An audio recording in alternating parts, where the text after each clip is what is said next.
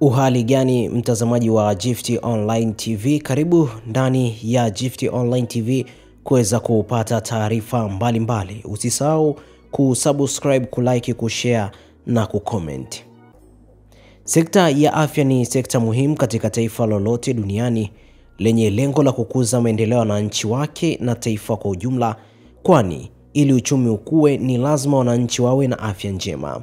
Nchini Tanzania, serikali ya awamu ya 6 inayoongozwa na Rais Dr. Samia Suluhu Hassan imekuwa ikitekeleza kwa vitendo sekta hii kwa kutoa fedha nyingi kuboresha huduma ya afya na kuifanya kuwa karibu zaidi na wananchi.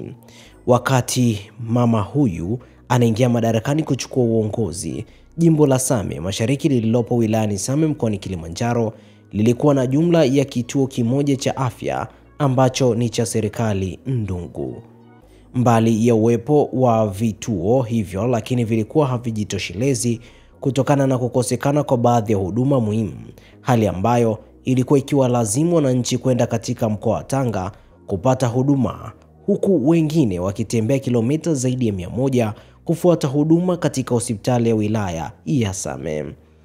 Kama wasemavyo wahenga, uchungu wa mwana ujuae mzazi, hasa mama. Ndipo mbunge wa jimbo hilo, mwana mama shupavu Anna Kilango Malesesa, alipoamua kuibeba agenda ya afya na kuifanya kama agenda ya kipaumbele na kuifikisha bungeni kuipigia kelele.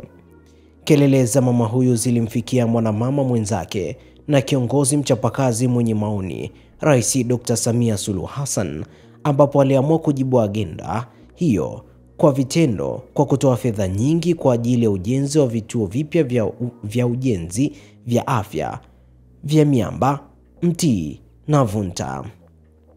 Mbali na ujenzi wa vituo hivyo, lakini Dr. Samia Suluhu Hassan aliamua kutoa fedha kwa ajili ya kuboresha huduma za afya katika vituo vya afya vya Ndungu na Mtii, pamoja na kujenga majengo mapya na kuhakikisha huduma zote muhimu zinazotolewa katika vituo hivyo.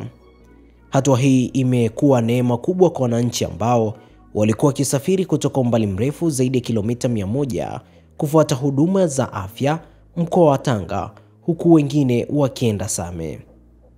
Rashidi Juma ni mkazi wa kata ya Mbwambo, anadai kuwa hapo awali wananchi wengi walikuwa wakifariki dunia kutokana na huduma za afya kuwa mbali na maeneo yao, hali ambayo ilikuwa ikiwalazimu kutumia fedha nyingi kufuata huduma za afya. Anasema kuwa tatizo hilo lilikuwa kikwazo kikubwa hasa kwa kina mama wajawazito, ambapo wakati mwingine walikuwa wakilazimika kujifungulia nyumbani au njiani. Na nukuu, sasa hivi tunaweza kusema tupo katika dunia nyingine kabisa, kwani serikali imetuboreshea huduma za afya kwa kiasi kikubwa, kwani sasa hivi kila tarafa inayo kituo cha afya kikubwa kinachotoa huduma zote muhimu. Hatuhangaiki tena kutumia gharama kubwa kufuata huduma za afya. Mwisho kunukuu, amesema Juma.